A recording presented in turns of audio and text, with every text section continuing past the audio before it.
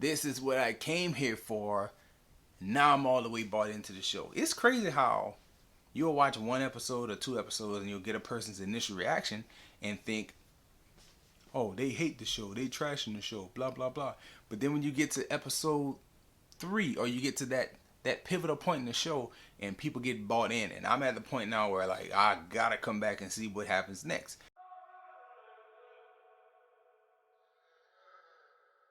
Wandavision, episode 3.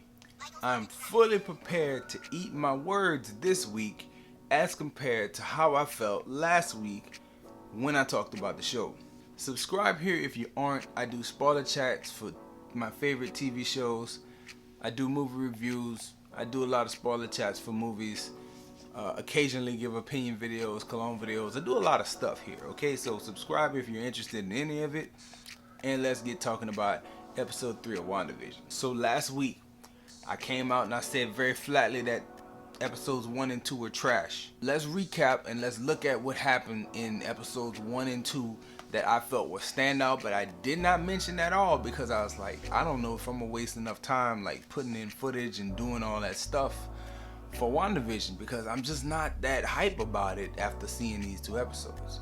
But after seeing the third, I gotta go back and point some things out. So looking at episode 1, I thought it was very dry. I didn't like much of it at all. I'm not a big I Love Lucy fan, a big I Dream of Jeannie fan. I was never into those things. So as I watched that episode, I just, I was dozing off. But there was one scene in particular that really stood out, and is this one here at the dinner table. And I'm looking at him at the dinner table, thinking that the bald head guy is Stanley Tucci, and he's obviously not Stanley Tucci. But I'm looking at this thing play out, how it plays out, and the only thing I could think to myself was when the wife gets to the part where she is saying, stop it. Repeatedly saying, stop it. I was like, man, I ain't gonna lie. This is kind of unsettling. It's not like I'm afraid in this moment, but it's the weirdest thing I had seen in the show. And there's things, elements throughout the show, if you watching both episodes, that are unsettling. This being to me the biggest and clearest one. Like the look on the face, the tone of voice of everyone present, like, this is pretty unnerving. It made me very uncomfortable to watch. Moving to the next episode, episode 2, you have this scene, her going to the bushes and pulling out this helicopter. First thought, wow, those are Iron Man's colors.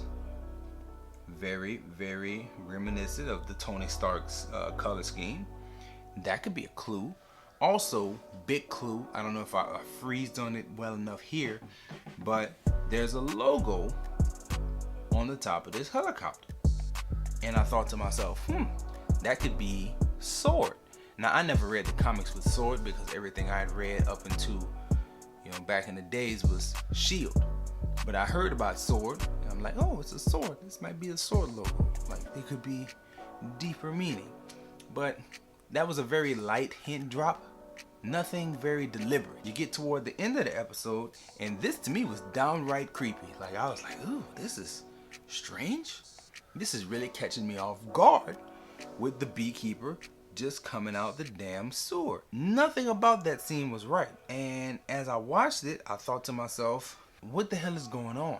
I know that something is happening. 90% of this episode is not interesting. You get a few nuggets throughout each episode, and then you get 90% old TV show. And I just wasn't impressed with that. But then you get this week's episode, episode 3, and to me it showed the marketing genius of Disney and Marvel, because the idea that bigger critics got all 3 of these episodes and they got to talk about it built up expectation. I know myself, as I'm just a regular person like everybody else. I just do YouTube, and I looked at the first 2 episodes, and my reaction was, this is trash. This is not good. I get the 3rd episode, and I'm like, oh, okay, so now everything is starting to come home, and it, again, marketing genius. Let's not give them the first 2. Let's give them the first 3 to where things start to come together. And things really come together to me in this episode, even though it's the same wacky Brady Bunch opening, sitcom based comedy. That's all cool. You know, with Wanda's powers going crazy, that's all cool. But very unsettling moments way more frequently in here. First one being this one with Herb in the garden, and like Herb is just like sawing into the wall. I'm like, is he glitching? Like, what's going on? Are they in a simulation? And, you know, you see the little commercials that show, and they talk about Hydra, and you know, there's a lot of Hydra references. In my mind, I'm thinking maybe she's captive, and they're running a simulation on her. Later on, you get the next scene where it seems like things glitched out, kind of reminiscent of the Beekeeper, where like Vision says something, and I had to rewind it myself, and I watched the same scene twice because I'm looking at this scene unfold. I'm like, wait, did he really just like take a 10-second redo and just go right back to 10 seconds ago? That's weird. Unsettling type moment. Like, what is going on? This is not an editing flub. Like, this is what they want to do with the show. I was feeling it. I was feeling it. Like, yo, y'all really have my attention now because y'all are deviating from this old school TV format. Then you get to the end of the episode where it's the last like 3 minutes, and you start to see, you know, Geraldine starts to unravel, and then you get Herb, and I think her name is Annie, or that. I love that actress though. She's loud and funny. I like her.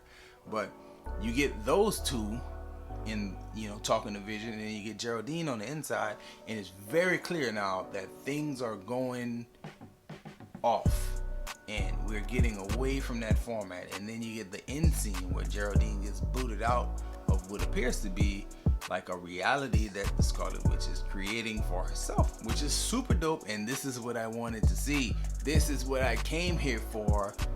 Now I'm all the way bought into the show. It's crazy how you'll watch one episode or 2 episodes, and you'll get a person's initial reaction and think, oh, they hate the show, they trashing the show, blah blah blah. But then when you get to episode 3, or you get to that pivotal point in the show, and people get bought in, and I'm at the point now where like I gotta come back and see what happens next. If you would have left me with lasting impressions based on episodes 1 and 2, I said it very frankly last week, that was trash to me. This, if you'd have given me episodes 1, 2, and 3 that first week, I would not have opened my mouth to call this show trash, because just with the seeds that were laid in episode 3, and seeing the emblem on Geraldine also showed up on the helicopter, now this show warrants an entire season rewatch. After we get all the nuggets laid out, like, it's already, to me, it's already obvious that I could probably go back and watch this with a fine-tooth comb and pick out all kinds of things that I never noticed the first watch through. So I'm in. My tune has changed. I know I said one thing, you know, a few days ago when I posted a video. I'm flip-flopping, 100% flip-flopping. The show is gonna do the right thing, and it's kind of like I said last week when I said you gotta trust Kevin Feige.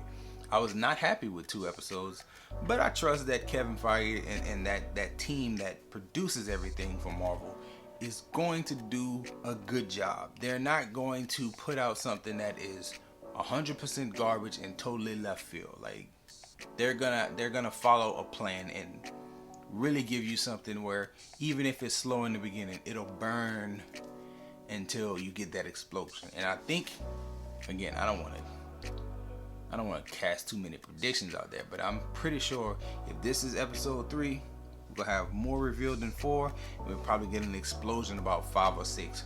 Who knows? But that's what I'm hoping for. I will be back for more. Let me know what you think in the comments. Do you think that emblem is the sword emblem? I've never seen it in the comics. I've never seen it on any cartoons. I think that's what it is, but I could be wrong. Does Hydra have her? Does Sword have her? Is she just freaking out and they try to isolate her and then get to her and like help her work through it psychologically? Who knows? Y'all let me know in the comments if you feel like it. Subscribe if you haven't done that yet. Enjoy yourself. Guard your heart. Come back and see me for more videos.